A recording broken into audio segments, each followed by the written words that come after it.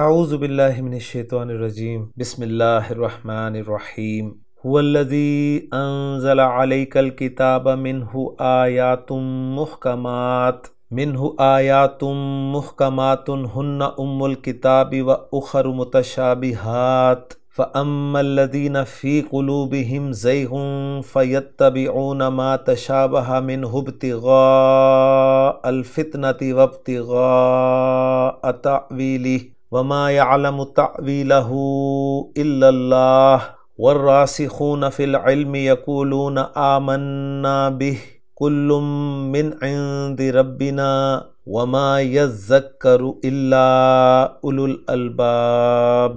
صدق الله العظیم رب اشرح لي صدری ويسر لي امری واحلل عقدۃ من لسانی یفقہوا قولی رب یسر ولا تعسر وتمم بالخیر آمین یا رب العالمین۔ آج کے سبق میں ہم انشاءاللہ تعالیٰ سورہ آل عمران کی آیت نمبر 7 کو گرامیٹیکلی انالائز کریں گے۔ آپ دیکھ رہے ہیں کہ ایک طویل آیت ہے اور انشاءاللہ تعالیٰ اس آیت کو آج ہم انالائز کرنے کی کوشش کریں گے،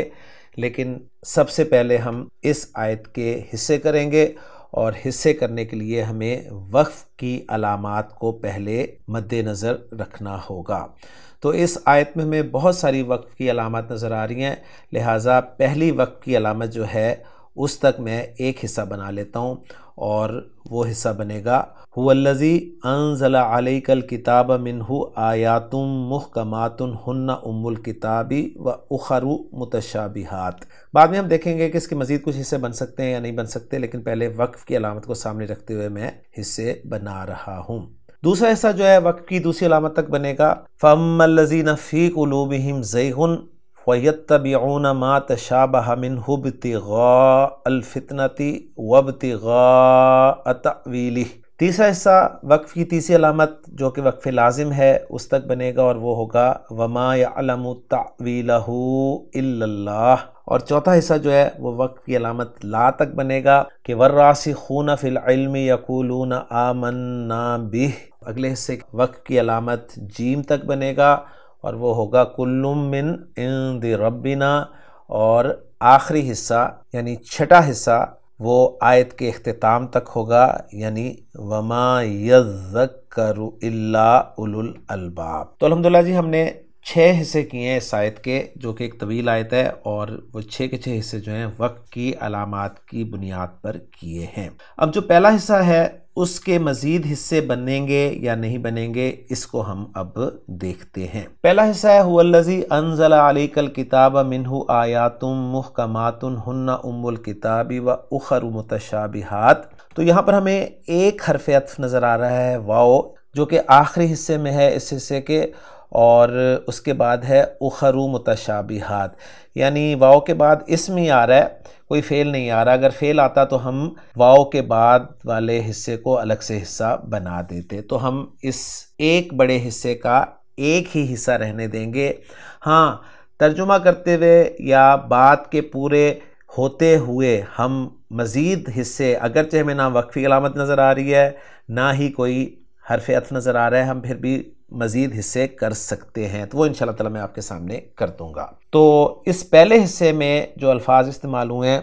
ان پر ہم مختصراً بات کر لیتے ہیں۔ پہلا لفظ ہے جی ہوا، جو کہ ضمیر ہے، ضمیر مرفوع منفصل ہے، واحد مذکر غائب کی ضمیر ہے، اور اس کے بعد الذی اس میں موصول ہے، واحد مذکر کے لیے استعمال ہوتا ہے،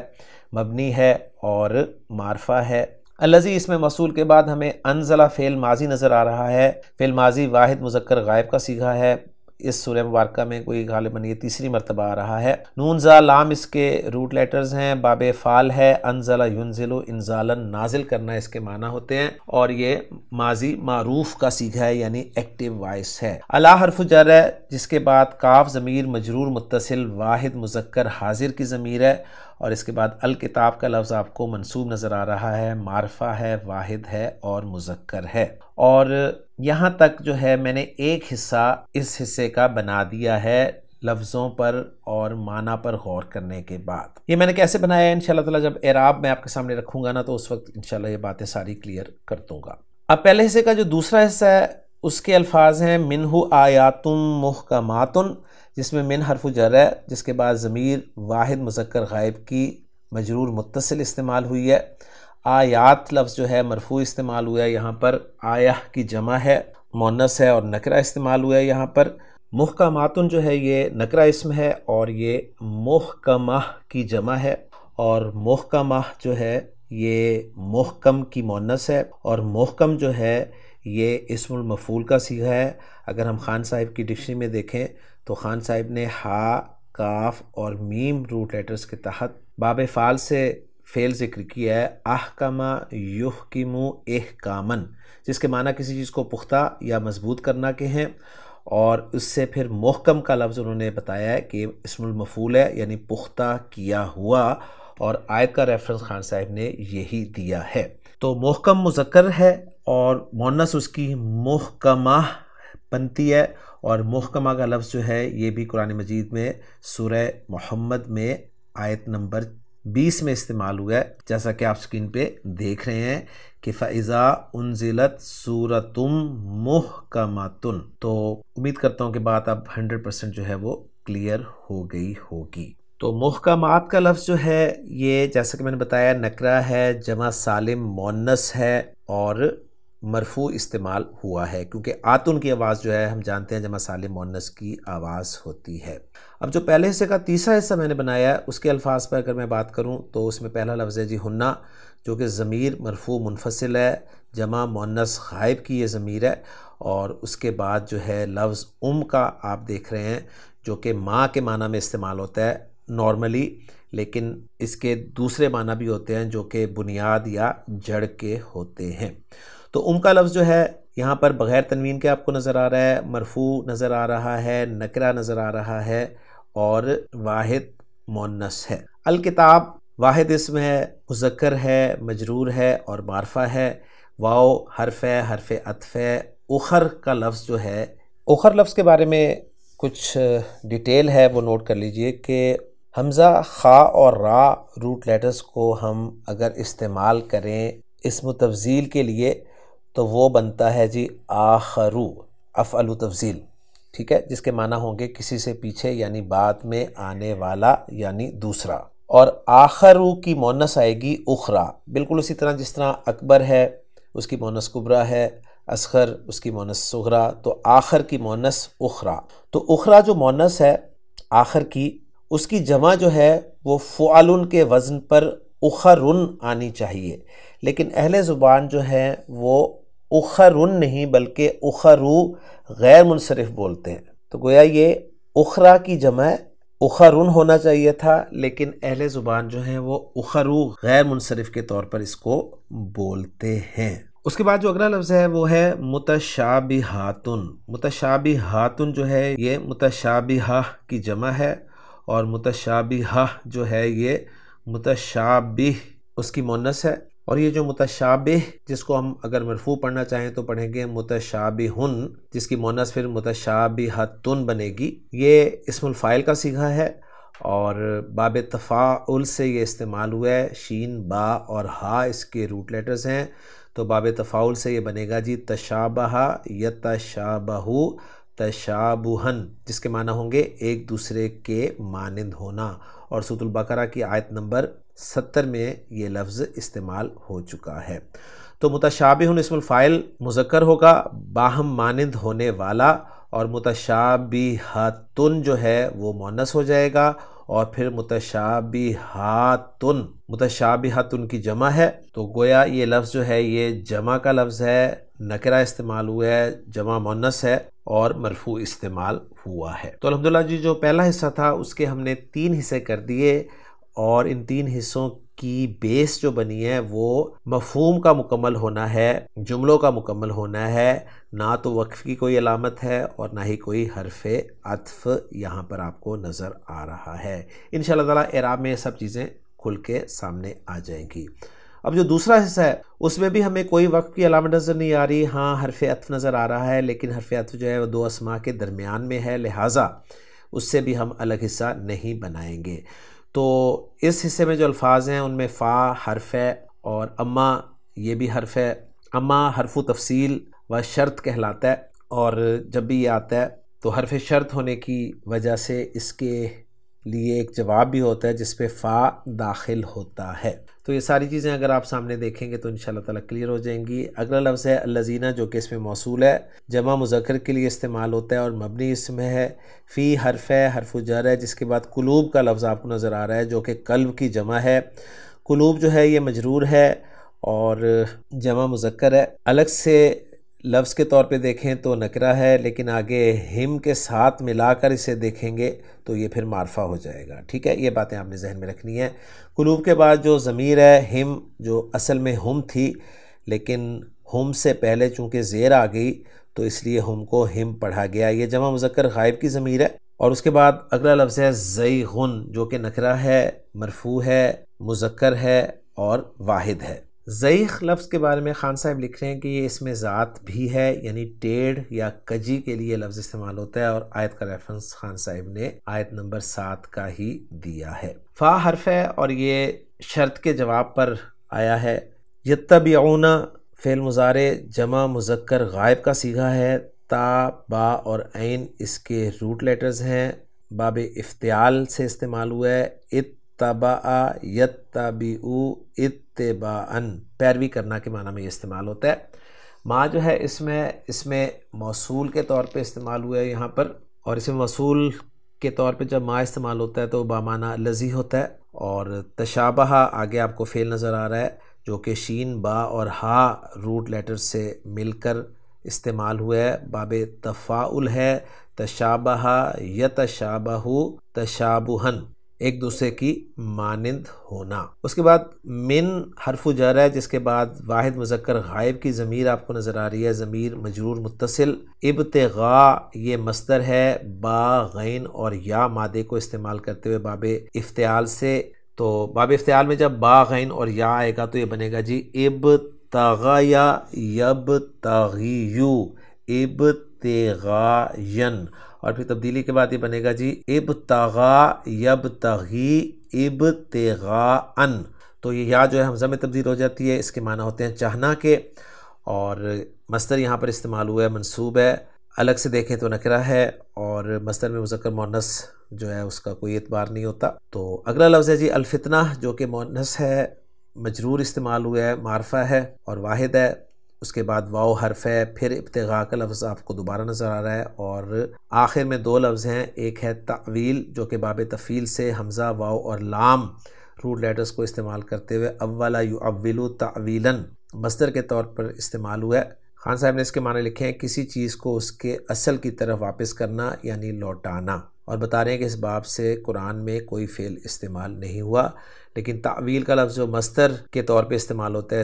اس کے علاوہ یہ اسم ذات بھی ہے، یعنی کسی چیز یا بات کا آخری انجام کار یا خواب کی تعبیر کے لیے بھی یہ لفظ استعمال ہوتا ہے۔ تعویل یہ مجرور ہے یہاں پہ، اور اس کے بعد ضمیر جو لگی ہوئی ہے واحد مذکر غائب کی ضمیر ہے، اور اس پہ کھڑی زیر آنے کی وجہ یہ ہے کہ اس سے پہلے زیر تھی۔ تو الحمدللہ یہ جو دوسرا حصہ تھا اس کے الفاظ پہ بات مکمل ہو گئی ہے۔ اب جو تیسرا حصہ ہے اس کے چند الفاظ ہیں، ان پہ بھی بات کر لیتے ہیں۔ پہلا لفظ ہے واو، جو کہ حرف ہے۔ ما یہاں پر حرف ہے اور نفی کے لیے استعمال ہوا ہے، اس لیے کہ آگے آپ کو الا نظر آ رہا ہے۔ تو بات اچھی طرح سے نوٹ کر لیجئے گا، جب بھی ما کے بعد آپ کو الا نظر آئے تو وہ ما جو ہے وہ ما نافیہ ہوتا ہے۔ یعلم فعل مضارع واحد مذکر غائب کا صیغہ ہے، عین لام میم اس کے روٹ لیٹرز ہیں۔ علم یعلم علما، جاننا، باب سمیع اسمہ سے استعمال ہوتا ہے۔ تعویل کا لفظ پھر ایک مرتبہ آپ کے سامنے آ گیا ہے، یہاں پر منصوب ہے اور اس کے ساتھ ضمیر مجرور متصل واحد مذکر غائب کی لگی ہوئی ہے، اور اس پر الٹا پیش آنے کی وجہ یہ ہے کہ اسے پیچھے زبر ہے۔ الا حرف ہے، حرف استثناء ہے، لیکن ہر جگہ پر استثناء کے لیے نہیں آتا، نفی کے بعد عام طور پر یہ حصر کے لیے استعمال ہوتا ہے۔ اس میں جلالہ آگے مرفوع نظر آ رہا ہے آپ کو، اور اس مختصر سے حصے کے الفاظ پہ بات کرنے کے بعد اب اگلے حصے کی طرف اگر ہم چلیں تو اس میں پہلا لفظ ہے واو، جو کہ حرف ہے۔ الراسخون، الراسخ کی جمع ہے، اور الراسخ جو ہے یہ را، سین اور خا روٹ لیٹرز کو استعمال کرتے ہوئے اسم الفاعل کا صیغہ ہے۔ خان صاحب لکھ رہے ہیں کہ باب نون سے استعمال ہوتا ہے، را سین خا تو بنتا ہے جی رسخ یرسخو رسوخن، جس کے معنی کسی جگہ یا چیز میں گڑ جانا یعنی جم جانا کے ہیں، اور اس سے راسخن اسم الفاعل ہے یعنی جم جانے والا، اور آیت کا ریفرنس خان صاحب نے یہی دیا ہے۔ الراسخون یہاں پر مرفوع ہے، معرفہ ہے، جمع ہے اور مذکر ہے۔ فی حرف جر ہے اس کے بعد، اور العلم کا لفظ مجرور ہے، واحد ہے، معرفہ ہے اور مذکر ہے۔ یقولون فعل مضارع جمع مذکر غائب کا صیغہ ہے، قاف واو لام اس کے روٹ لیٹرز ہیں، قال یقولو سے یقولون استعمال ہوتا ہے۔ اس کے بعد آمنا فعل ماضی جمع متکلم کا صیغہ ہے، حمزہ میم نون اس کے روٹ لیٹرز ہیں، باب افعال آمنا یؤمنو ایمانن ایمان لانا کے معنی میں استعمال ہوتا ہے جب اس کے بعد با کی پریپوزیشن استعمال ہوتی ہے۔ تو آگے با آپ کو نظر آ رہا ہے حرف جر جو کہ پریپوزیشن کے طور پہ استعمال ہو رہا ہے، اور اس کے ساتھ ضمیر جو لگی ہے، ضمیر مجرور متصل واحد مذکر غائب کی ہے، اور اس پہ کھڑی زیر آنے کی وجہ بھی یہ ہے کہ اس سے پہلے زیر ہے۔ اب جو آخری دو حصے رہ گئے ہیں اس آیت کے، اس میں پہلا حصہ ہے کل من عندنا ربنا، جس میں کل کا لفظ جو ہے یہ اسم ہے، نکرہ استعمال ہوا ہے یہاں پر، اور کل کا لفظ عام طور پہ مضاف ہو کر آتا ہے، اور اگر اس کا مضاف الیہ جو ہے وہ حذف کر دیا جائے تو پھر کل لفظ پہ تنوین ڈال دی جاتی ہے۔ تو کلن یہاں پر اس لیے استعمال ہوا ہے کہ اس کا مضاف الیہ جو ہے وہ محذوف ہے۔ تو کلن یہاں پر نکرہ ہے، مرفوع ہے، اس کے بعد من حرف جر ہے، جس کے بعد اند کا لفظ جو ہے یہ ظرف ہے اور مجرور استعمال ہوا ہے یہاں پر، اور اس کے بعد جو ربی نا ہے یہ ایک مرکب ہے جس میں رب الگ سے ہے اور نا الگ سے ہے۔ تو ربی جو ہے یہ مجرور ہے، واحد ہے، مذکر ہے، اور اس کے ساتھ جو ضمیر لگی ہوئی ہے نا، وہ ضمیر مجرور متصل جمع متکلم کی ہے۔ یوں سیکنڈ لاسٹ حصہ اس آیت کا مکمل ہو جاتا ہے الفاظ کے اعتبار سے، اور جو آخری حصہ اس آیت کا اس کے الفاظ میں واو حرف ہے، ما پھر حرف ہے کیونکہ آپ کو الا آگے نظر آ رہا ہے، تو ما حرف نفی ہے، یذکرو اس کے روٹ لیٹرز ہیں جی زال کاف اور را، باب تفاعل سے یہ استعمال ہوا ہے، تذکرہ یتذکرو، اور پھر اس کے بعد اس میں خاص قاعدہ باب تفاعل کا اپلائی ہوا ہے، جس کی بنا پہ جو باب تفاعل کی تا ہے اس کو فا کلمہ زال میں ہی تبدیل کر کے پھر دونوں زالوں کو مرج کر دیا گیا، اور پھر نہ پڑھے جانے کی صورت میں شروع میں ایک حمزۃ الوصل لگایا گیا، اور تذکرہ یا تذکرو سے یہ بن گیا جی از ذکرہ یذکرو، اور خان صاحب لکھ رہے ہیں کہ اصلی اور تبدیل شدہ دونوں کا استعمال جائز ہے، اور اس کے معنی ہے جی یاد دہانی حاصل کرنا، نصیحت پکڑنا۔ الا حرف استثناء ہے، لیکن نفی کے بعد جب آتا ہے تو عام طور پہ حصر کا مفہوم دیتا ہے۔ الو جو ہے یہ زو کی جمع ہے، اور زو ہم جانتے ہیں کہ والا کے لیے استعمال ہوتا ہے، تو الو جو ہے یہ والے کے لیے استعمال ہوگا۔ الباب لب کی جمع ہے، اور لب کے معنی خلاصے کے مغز کے ہوتے ہیں، تو افعال کے وزن پہ یہ جمع مکسر کا صیغہ ہے۔ تو الحمدللہ جی آیت نمبر 7 کے الفاظ پہ ہم نے تفصیلاً بات مکمل کر لی ہے۔ اب ہم چلتے ہیں، کوشش کرتے ہیں ان حصوں میں جو جملے بنے ہیں ان کے اعراب کی طرف، اور کوشش کریں گے کہ ساتھ ساتھ ترجمہ بھی ہم کرتے جائیں اپنا، اور پھر اس کے بعد آخر میں اس کا اتھینٹک ترجمہ بھی دیکھ لیں گے۔ تو جو پہلا حصہ ہے اس میں جو پہلا حصہ میں نے بنایا تھا وہ یہ تھا کہ هو الذی انزل علیک الکتاب، ہوا ضمیر مرفوع منفصل ہے، ضمیر معرفہ ہوتی ہے، اور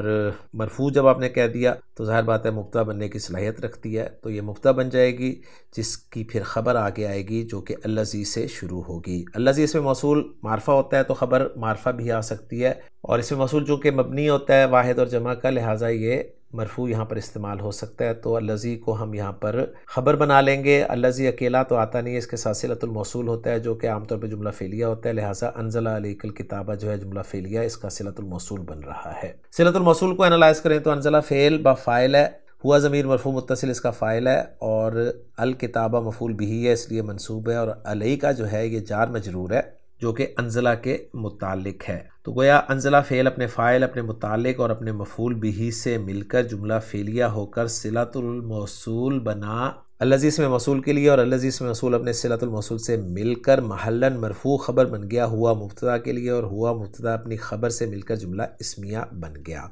اور پہلا جملہ ہے ہمارا آج کے لیکچر کا، تو لہٰذا اسے ہم جملہ مستانفہ کہیں گے۔ اس کے بعد آگے ہے جی منہ آیات محکمات، اس کو میں نے الگ سے جملہ کنسیڈر اس لیے کیا ہے کہ منہ جار مجرور کو ہم خبر مقدم بنا دیتے ہیں، اور آیات محکمات کو ہم موصوف صفت بنا کر مبتدا مؤخر کر دیتے ہیں، پھر مبتدا مؤخر اپنی خبر مقدم سے مل کر جملہ اسمیہ بن کر محلاً منصوب حال قرار دے دیا جائے گا الکتاب سے، جو کہ پچھلے حصے میں ہے، ٹھیک ہے، یعنی علیک الکتابہ میں جو الکتابہ ہے نا اس کا اسے حال قرار دے دیا جائے گا۔ اس کے بعد اگلا حصہ جو ہے وہ ہے ہن ام الکتابی، اتنے حصے کو پہلے انالائز کرتے ہیں۔ ہن ضمیر مرفوع منفصل ہے لہٰذا مبتدا بن جائے گی، اور اس کی خبر جو ہے وہ ام الکتابی مضاف مضاف الیہ کا مجموعہ ہے،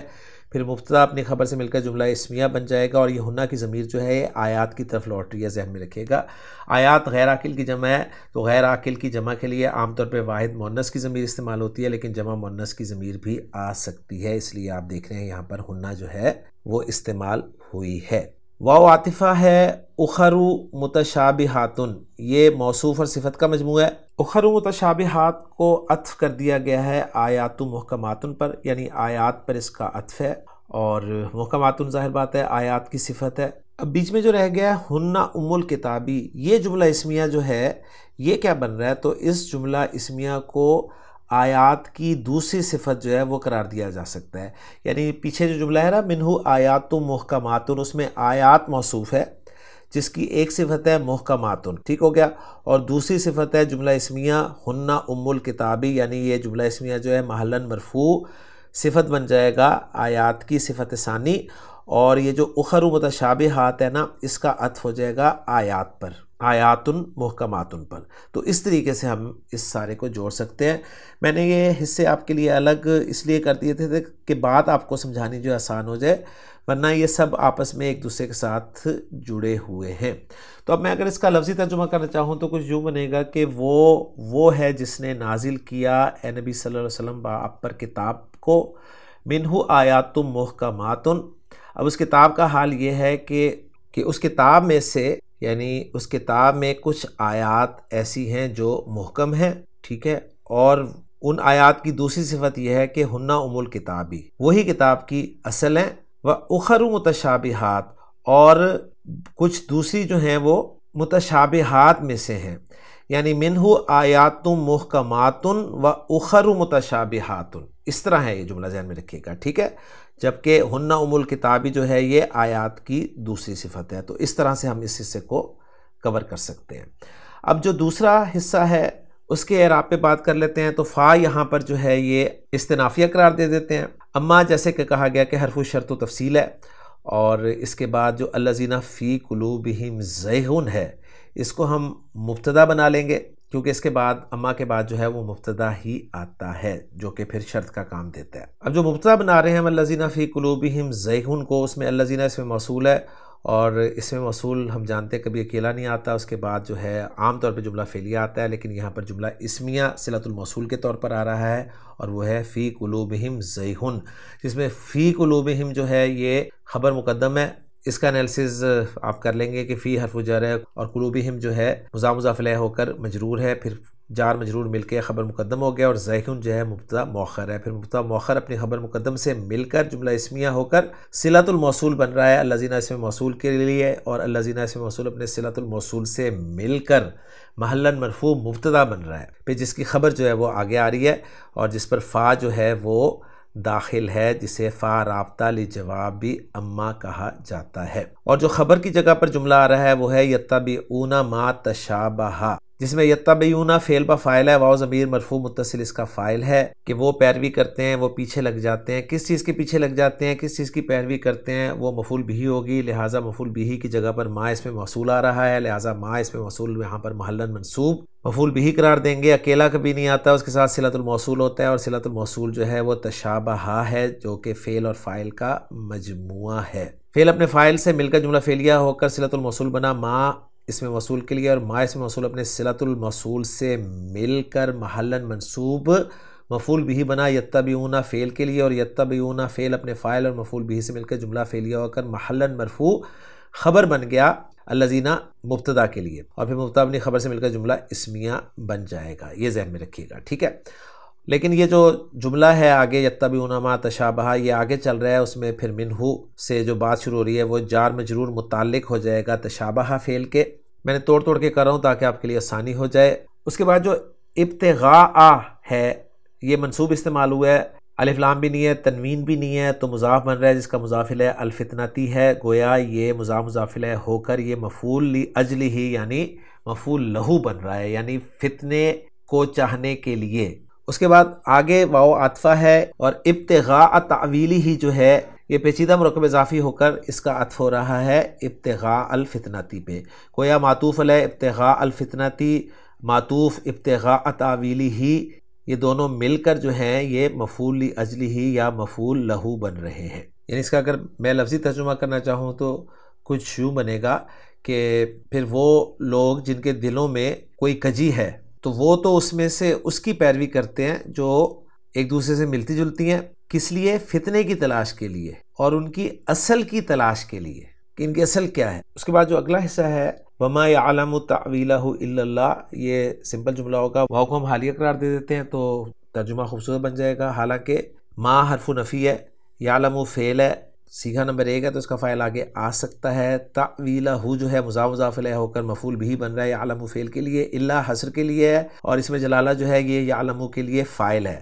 گویا یعلم فعل اپنے فاعل اور اپنے مفعول بھی سے مل کر جملہ فعلیہ بن رہا ہے اور حصر کا مفہوم، اور اللہ ہی اس کی اصل کو جاننے والا ہے، یعنی لفظی ترجمہ ہوگا اور نہیں جانتا اس کی اصل کو مگر اللہ۔ امید ہے بات کلیئر ہوگی۔ اور اگلا جملہ جو ہے وہ ہے وَالرَّاسِخُونَ فِي الْعِلْمِ يَقُولُونَ آمَنَّا بِهِ، اس میں واو کو ہم عاطفہ قرار دے دیتے ہیں۔ الراسخون جو ہے یہ مرفوع ہے، معرفہ ہے، مبتدا بنا دیں گے۔ فی العلم جو ہے جار مجرور، یہ متعلق ہو جائے گا الراسخون کے، گویا آپ جو کہتے تھے نا کہ یہ جو جار مجرور ہے عام طور پہ خبر کے متعلق ہوتا ہے، تو کبھی کبھی یہ مبتدا کے متعلق بھی ہو جاتا ہے، اور اس کی ایک سمپل آپ یہاں پر دیکھ سکتے ہیں۔ اب یہ جو مبتدا بنا ہے اس کی خبر چاہیے تو وہ آ رہی ہے یقولون آمنا بہ، خبر کی جگہ پر جملہ فعلیہ آ رہا ہے، لہٰذا اس جملہ فعلیہ کو ہم محلاً مرفوع قرار دیں گے۔ یقولون فعل بفاعل ہے، واو ضمیر مرفوع متصل اس کا فاعل ہے، اور اب قالا یقولو آ گیا، تو جب بھی قالا یقولو آتا ہے تو ہمیں جو چیزیں چاہیے ہوتی ہیں اس میں مفعول بھی یعنی مقول القول چاہیے ہوتا ہے، ٹھیک ہے، فاعل چاہیے ہوتا ہے، وہ ہم نے نکال لیا ہے، واو ضمیر مرفوع متصل، اور مقول القول یہاں پر آمنا بھی کے طور پہ ہم دیکھ رہے ہیں جو کہ ایک جملہ فعلیہ ہے۔ آمنا فعل بفاعل ہے، نا ضمیر مرفوع متصل اس کا فاعل ہے، بھی جار مجرور متعلق ہو گیا آمنا فعل کے، اور پھر آمنا فعل اپنے فاعل اپنے متعلق سے مل کے جملہ فعلیہ ہو کر محلاً منصوب مقول القول بن رہا ہے یقولون فعل کے لیے، اور یقولون فعل اپنے فاعل اور مفعول بھی سے مل کر جملہ فعلیہ ہو کر محلاً مرفوع خبر بن رہا ہے مبتدا کے لیے، اور مبتدا اپنی خبر سے مل کر پھر جملہ اسمیہ بن رہا ہے۔ یعنی اس کا ترجمہ ہم یوں کر سکتے ہیں کہ اور جو